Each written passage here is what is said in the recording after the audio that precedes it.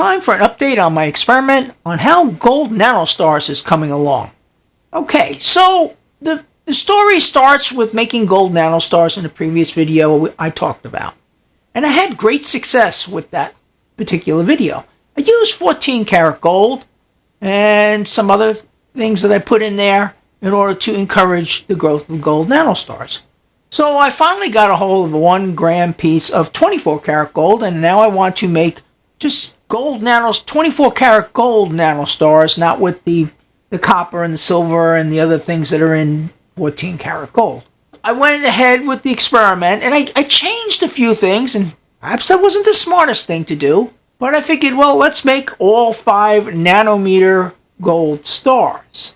In the first experiment, I used 20 nanometer gold and 20 nanometer silver to seed the experiment. And I only had 14 karat gold, and I was able to create Gold Nanostars. And I had to add the sodium citrate, naturally. This doesn't work without sodium citrate. I hate to say it. I hate to say it, but I haven't found a way around that. But right now I'm trying to make the nanostars. So I was kind of disturbed when the nanostars weren't created in subsequent experiments when I substituted the 24 karat gold. But I also made some other changes. I used, instead of seeding it with 20 nanometer gold and 20 nanometer silver, I used 5 nanometer gold and 5 nanometer silver made from the laser. Figure, let's make this a complete laser thing. So I've changed a few things in the experiment, and unfortunately the yield on the Gold Nanostars is kind of low. Today I got to figure out why is it low. It comes down to 2 things. It's either I need to use 14 karat gold because of the composition of the 14 karat gold. The dissimilar metals are creating more nanostars. Or it's because I didn't use the 20 nanometer silver and gold in the original experiment. So first I'm going to use the 1 gram 24 karat gold bar that I've been using with the failed experiments, and I'm going to add the 20 nanometer gold and silver and the sodium citrate as the start and see if it creates more Gold Nanostars.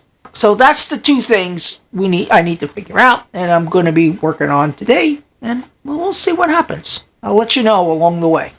Okay, I let that run in the laser for about an hour, and this is my petri dish with the gold and the fluid in there all mixed up. Put it in the microscope.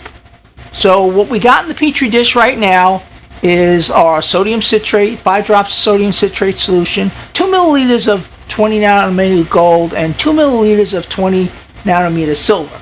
So I let that run, and what we got here is a massive, probably over almost 20 to 30 parts per million of 24K gold. And yes, it has probably at least 50% nanostars in there. So this confirms that we probably don't need the 14 karat gold. What we do need to make it is to kickstart this process is 20 nanometer gold and 20 nanometer silver.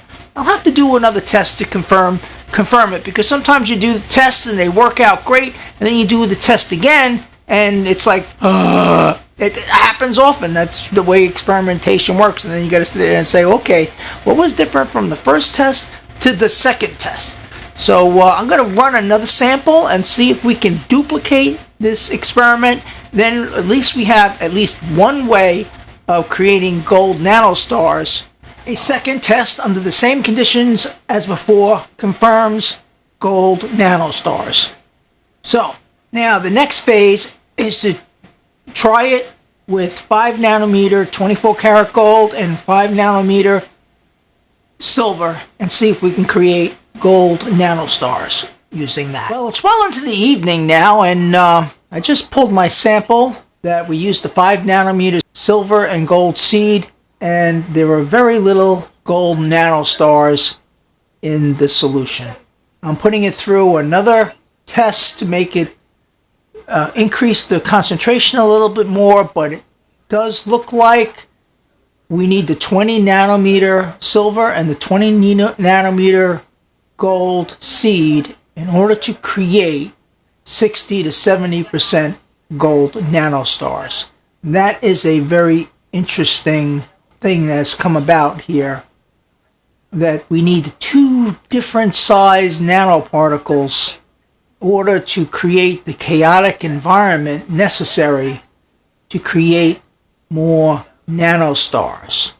My chemist theorizes it may be because larger particles act as a base that the smaller particles can attach to and grow the pointy tips.